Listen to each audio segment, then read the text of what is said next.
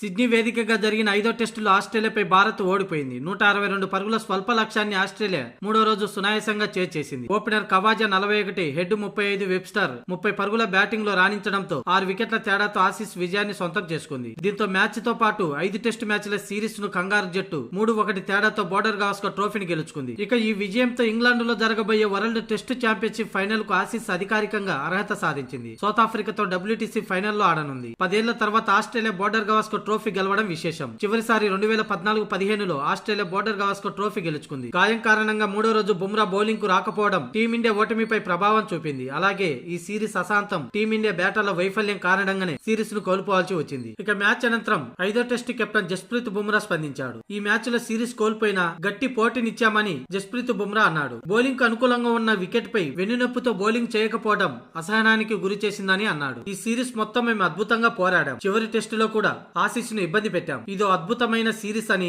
కానీ కొన్ని విభాగాల్లో వైఫల్యం ఈ సిరీస్ ఓటమికి ప్రధాన కారణమని, అయితే కుర్రాళ్ళు ఈ సిరీస్ లో అనుభవంతో పాటు కొన్ని పాఠాలు నేర్చుకున్నారని, భవిష్యత్తులో వారికి ఉపయోగపడతాయని జస్ప్రీత్ బుమ్రా అన్నాడు. పరిస్థితులకు తగ్గట్టు ఎలా ఆడాలో అనే విషయాన్ని నేర్చుకున్నారని బుమ్రా అన్నాడు. ఈ సిరీస్ గెలిచిన ఆసీస్ కు అభినందనలు తెలిపాడు. మా తప్పిదాలను తెలుసుకొని ముందుకు సాగుతామంటూ బుమ్రా పేర్కొన్నాడు.